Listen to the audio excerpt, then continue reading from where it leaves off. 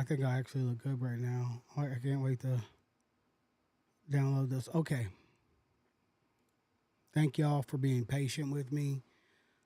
It's August 20th, 2024.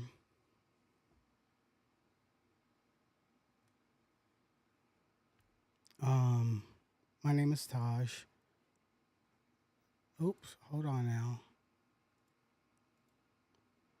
I wasn't even on the correct scene, so I'm glad that I looked up for a second to see. Again, this is the beginning stages of me learning how to live and podcast and all that other good stuff, right? So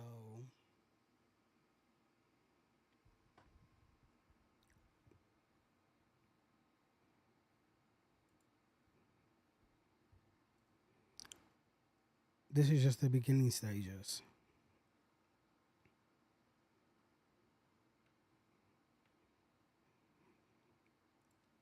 So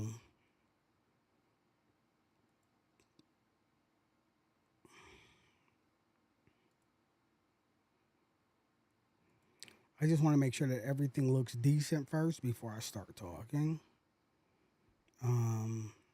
I just want to make sure that everything looks decent first before I start talking. I make sure that I'm muted as well on these other platforms.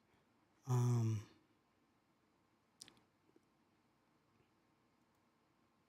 so I've been planning all day to pour my heart out, and then now that I'm here, I'm just like, should I really be doing this? But yeah, I mean, I told myself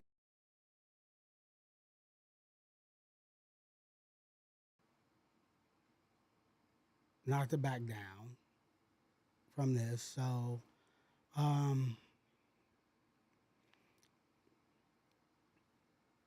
today, in fact, I was invited to a podcaster group, and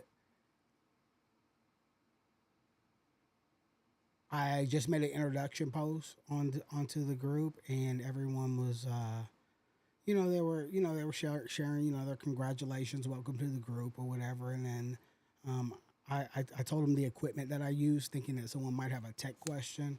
I was trying to establish my dominance, like like nobody is, like I'm new to this, but I didn't want it to seem like that, so you know, I uh, I just hey, does anybody have any questions about these platforms that I stream on?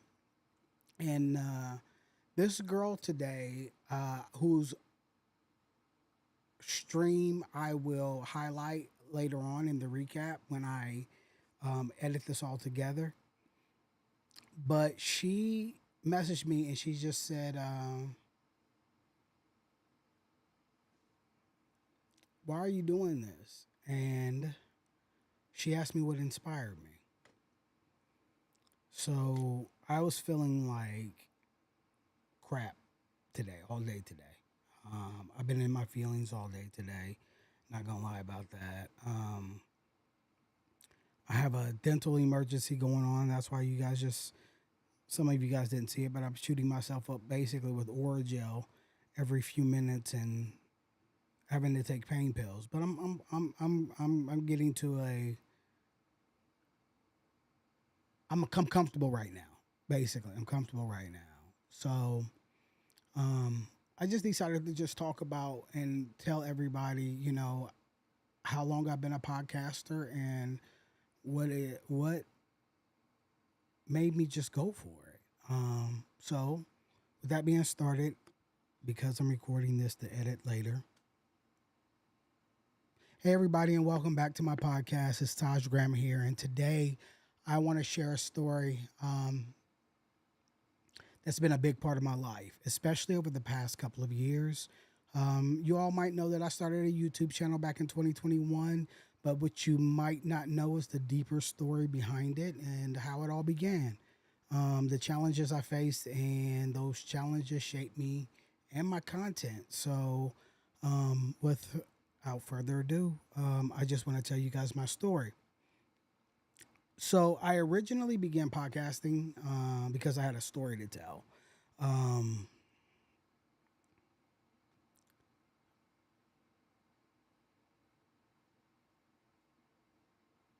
I hold on one second.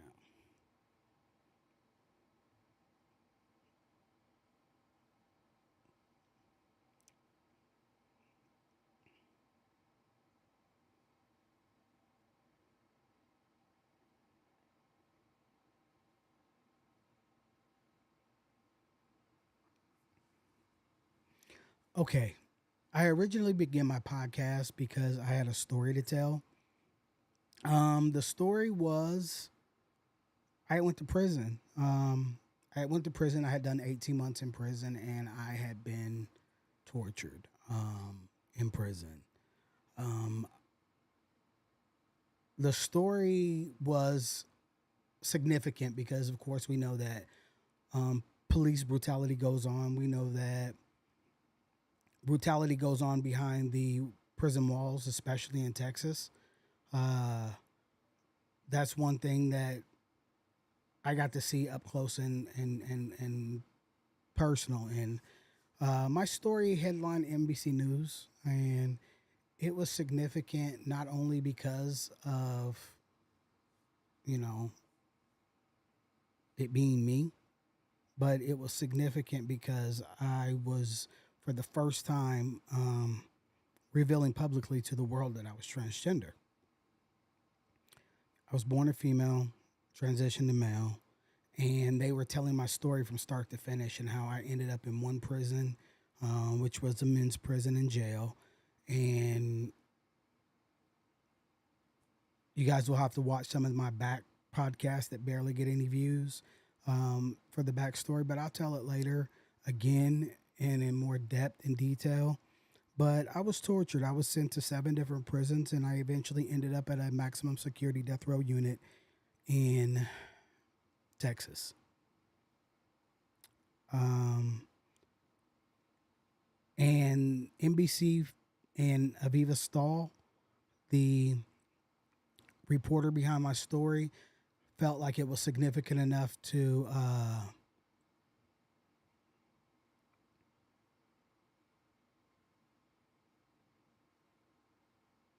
it was significant enough to tell about. So I headlined NBC News, and I was incarcerated from 2018 to 2019. I was in a relationship after I got out of prison. Um, I met her just months after being released, and she knew I was transgender, but she hadn't known that I went to prison until maybe about month. It was maybe a couple of months before NBC decided that NBC had picked up the story and they were coming out to do a photo shoot, and we were in the thick of COVID. So her and I were quarantined together, and I was like, "Hey, they're coming out to do a photo shoot, but I got something to tell you. I was in prison at one point in time." She's like, "Okay, okay." So um, I had just come out to the world. Like no one knew really, but my close friends and close family. Um, so I decided to kind of embrace it instead of run from it. I was terrified. I had that's a whole nother podcast. That's a whole nother podcast that I'll get into about me being transgender and a whole nother platform.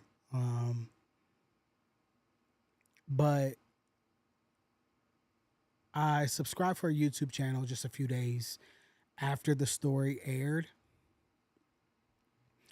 And it was a way to process my trauma, to share my experiences, and to connect with others who might be going through something similar. But it wasn't just about the past. Things were going good for me in 2019. You know, after prison, I a great relationship, a solid relationship.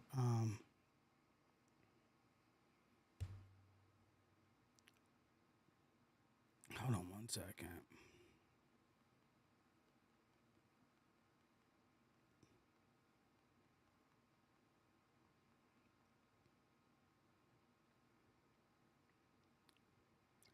I had a good, solid relationship. I had everything was good.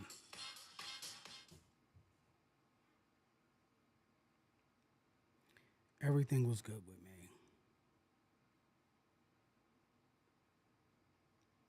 Um, I was living a life like of like redemption, and I wouldn't call it coming out, but I was living a good life.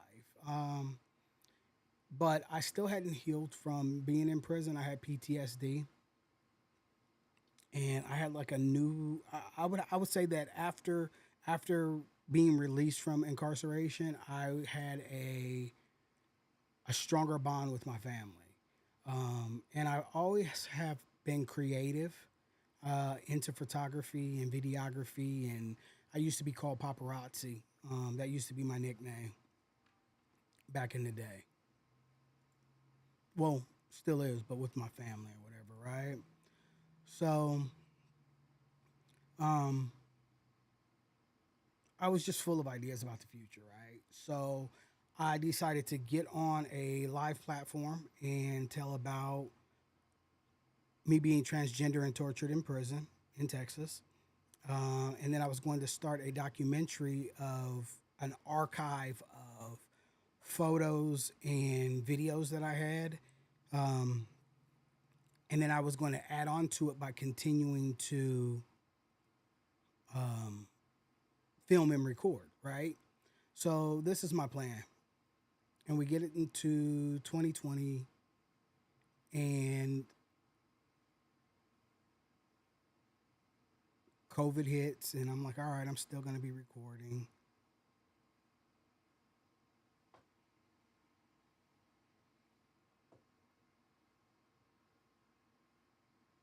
Um, I'm still going to be recording. I'm still going to be doing my thing. And life had other plans for me. Life had other plans for my family.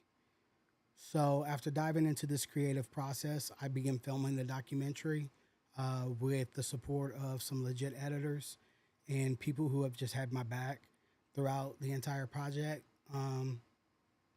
And then I have to say that it really did take a dark turn. My family started losing people, some to suicide, others to homicide, and some to natural causes. COVID was never um, COVID was never the reason any of my family members died, but we lost Sonia, we lost Critter, we lost my friend Siobhan, we lost Tershay, we lost Breezy, we lost Bob. Um, my girlfriend at the time had lost her brother in a freak accident. It was just death after death after death after death. It just felt like every time you turned around, there was just like another devastating phone call or another tragedy. Having missed calls to this day, it leaves me feeling uneasy with my family. Getting a call at an awkward hour, um, or an unexpected call, it brings so much anxiety to this day. And I don't know if that's something that I'll ever get over. Um, Trichet died. Trichet was shot first. Trichet was shot on January 9th. And I had filmed earlier that day some of the documentary. And something just told me don't stop filming, um, don't stop filming, and don't stop.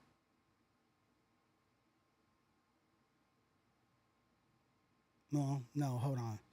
It was a don't stop filming, but stop posting. Like I had been posting up about my podcast and posting up about the documentary that was coming up or whatever, I had to stop posting immediately. Like I completely went off the grid for a while. The only thing that I posted on the internet was family announcements about death and grief.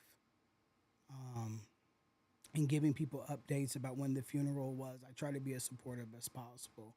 I had like thrown myself into like this self-appointed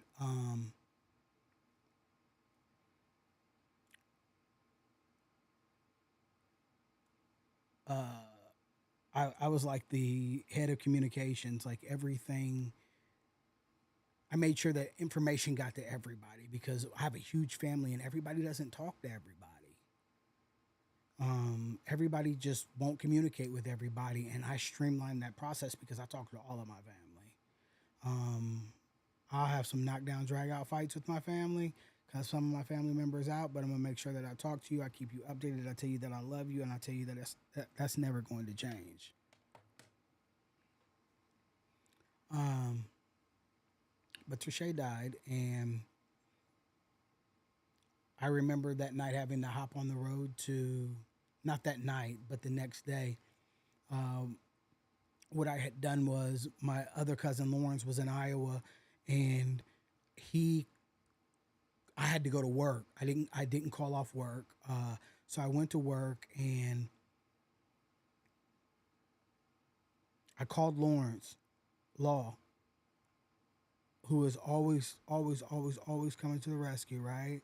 I called Law and I'm like, hey, you want to drive? You want to fly down to Dallas and drive back to Des Moines with me tonight? He was like, when? I said, well, as soon as I get off work, but I need you on a flight as soon as you can get there.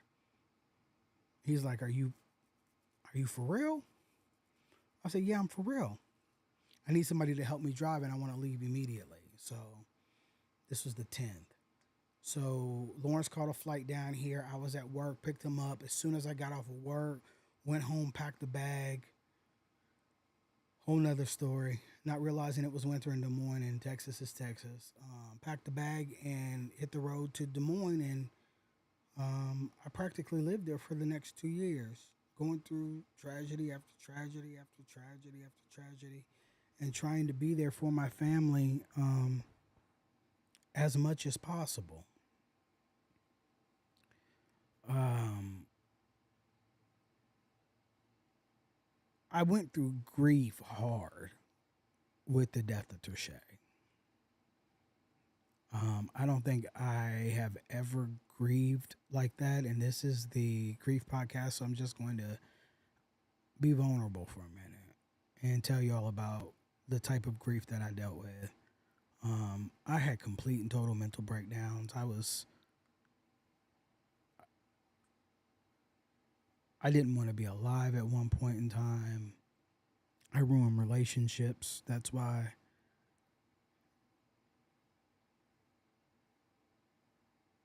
Jocelyn swears that she'll never speak to me to this day. Um,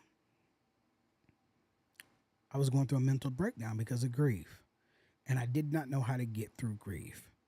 And I sought out help, but I didn't seek out the right help. I sought help from a medical professional who just kind of screwed up in the midst of it and gave me medications that had adverse reactions to one another. Whole nother podcast again. And it made the grief worse, and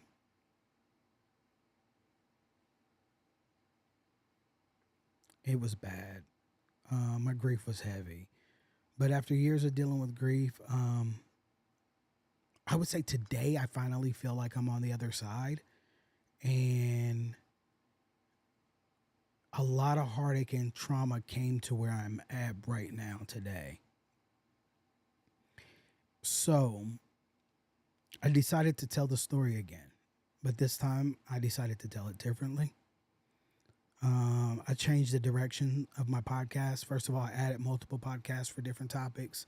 And I want to try to stay on topic, but I'm wondering if I should just do one big podcast and do every episode on that podcast and let everybody just pick through, the topics or whatever, just the Taj Grant podcast, or if I should do the Grief podcast, the DFW Black Owned Business podcast.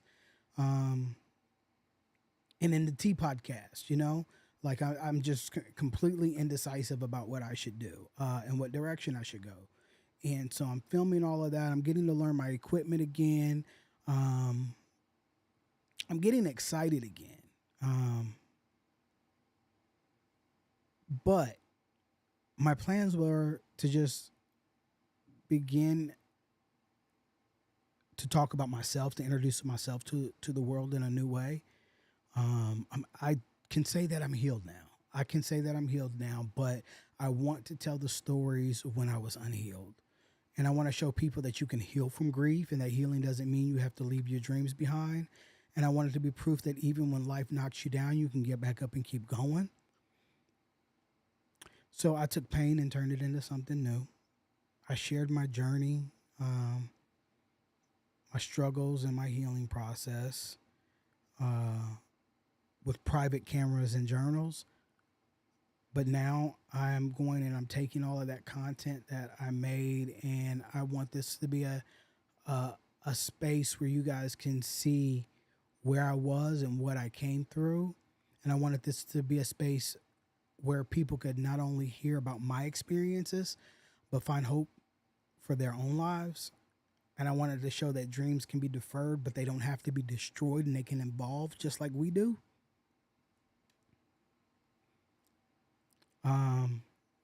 And I want to show you people how to use this stuff as I learn how to use it.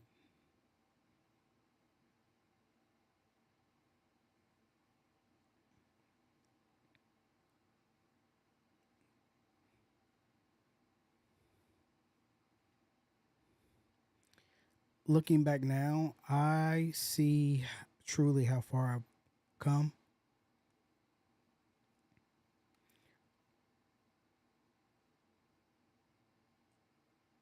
From just 2020 to now. Ooh. Grief had me in a chokehold.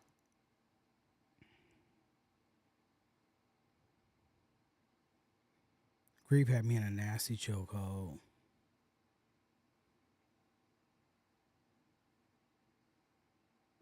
So my YouTube channel, I started it to become more than just a platform. My videos, I have a ton of videos on YouTube now. I don't even know how many I have on there, but they're a reflection of my journeys, the highs and the lows, and the grief and the growth. And I'm excited right now. I'm truly excited. I have so many ideas, so many plans for the future, but I'm excited that I get to share this story with you guys.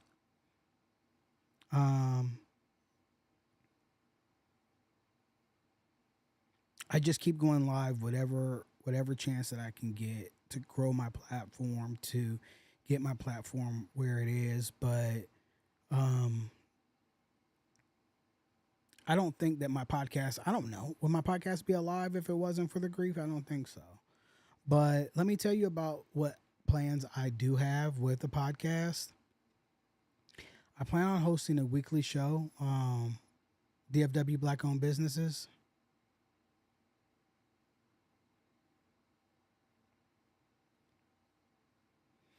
I plan to have a weekly podcast just displaying and highlighting businesses that are in the DFW area. I started the DFW Black Owned Businesses Facebook group back in around the same time. I launched all these things at the same time with like no hope that things were truly going to go anywhere. But I was like, okay, let's keep black businesses connected and alive during the midst of COVID. So I started the group by myself. It has 29,200 members today.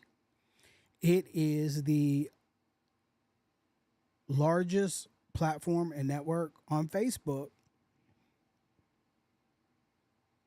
without spam, without scams, that's heavily moderated, that gives quality content, engaging content for DFW black business owners to display. And me personally, being a member of this group, I go to this group before I go outside of this group when I look for business. recommendations for hair braiders, hairstylists. So one of the things that I'm doing with my podcast is um, one of the things that I'm doing with my podcast is bringing on these business owners, uh, and letting them highlight and advertise their business. Right? I've grown my platform. I've grown my platform to a good size. It's not huge. It's nowhere near as big as I want it to be. Um, I want to grow it more, but to grow it more, I have to be engaging. I have to be intentional. I have to I have to do all of that. So let me show you guys. One of the things I've been back here doing. So hold on, give me a second. I am going to show you guys. TikTok's not going to be able to see it, but the DFW scenes. So DFW Black owned businesses. Um, that's the restream. That's the thank you for watching. Um, DFW Black owned businesses. That's what you guys will see when we have to take a break or in between guests. And I'm just excited. I have on there highlighting. Hold on, I'm going to share my page with you guys in a minute. Because this is all about the DFW Black owned businesses right now. So, like PBT contractors, shout out to Bradley. I'm about to go to his page and play some of his videos for you guys because I told him I would do that. But he's done work in my house, and if you guys are in need of a contractor or just someone that is reliable and good at what they do, he's in the DFW area. There are other businesses, plenty other businesses that, again, I told you I have frequented, I've gone to, and they're great businesses, and we need to support and uplift black businesses. And of course, I want to grow my platform as well. And I want to help you all grow your platform and grow your business with my platform as well.